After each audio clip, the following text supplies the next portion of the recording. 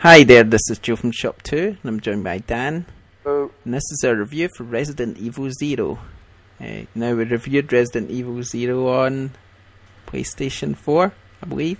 Is that right? This version is this is the HD update of a GameCube game that also came out on the Wii, that has now had another update graphically for the PS4. Right, so it's all nice and confusing then. I think they got to the point where they realised the last official Resident Evil game was terrible, and they're quickly going backwards and bringing back all the games to remind us how good the Resident Evil games were back then. So how is it then? As it was before. It's a great game. Resident Evil Zero, this is the prequel to what happens in Raccoon City in Resident Evil 1. We have Rebecca, and I've actually totally drawn a blank on the guy's name. Billy Cohen. Billy Cohen. They are. Rebecca's a member of STAR's team.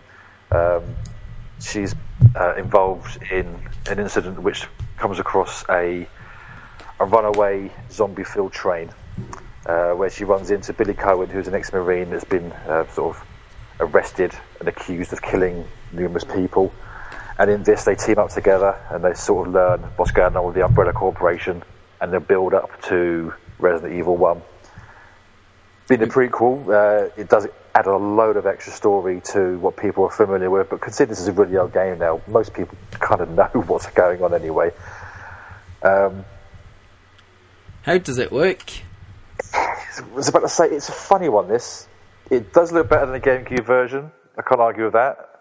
But the GameCube version looked really good back then. My understanding is the original game had some amazing graphics in it, but it had to be downscaled because the GameCube couldn't deal with it. So what they've done in here is they've just gone into the original code and just upped it a lot. There's lots of big differences. I mean, the lighting's great. There's some lovely reflections in it. It still looks like an old Resident Evil game, though. And it really comes apparent when you've got the cutscenes, because they've not been updated at all. They look quite dated now.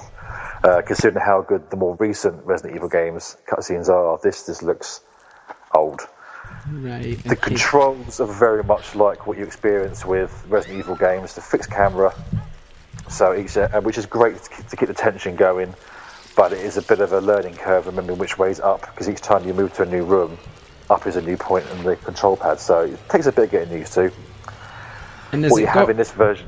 Sorry, has it got things that auto-save and stuff, or is it sort of manual? No, it's all manual. It's all using the typewriters again, which for newer players is a bit of a learning curve as well. Also, it's very, very tight on inventory. Right. I think it's only about 8 squares per person. This game, what it's done is you brought out co-op play, but it's one player. But there are 2 characters you can flick between. The puzzles in there are made specifically for a bit of teamwork between the 2 characters. Like one can be in one room while the other can be somewhere else, and like putting switches or picking things up and passing to each other.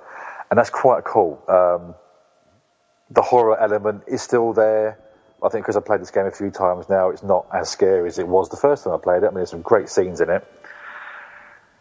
It's going to be a game for fans of the series that want to play it again, I think, more than a new player looking to sort of see what a new Resident Evil experience is, because I think they've been that good for a while now in the main games. Revelations, on the other hand, was very good and it's still worth your time looking into. This is just a look back on what it used to be 10 odd years ago, whatever it was. And what are the weapons like, and how's the sort of pacing of the game? I think because I played it before, I kind of remember many of the puzzles, so it was quite a brisk walkthrough for me. If you don't know what's going on and where to go next, there could be a lot of wandering around. I think that's where the pace can be taken away from it a little bit. So because of the inventory situation, because you can only carry so many items, you get like a pistol, a knife, shotguns, there's a grenade launch you come across a bit later on as well. But these all take up a vital sort of carry space, so you can carry probably one item, plus a bit of health, plus a key, plus another important piece of sort of puzzle piece. you're kind of juggling a little bit there. And it is a bit weird, especially with newer games. He just gives you every gun you can possibly carry, so you can chop and change. This is very different.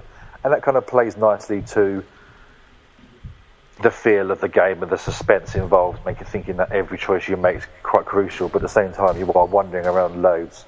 You try and remember where you drop something so you can pick it up again.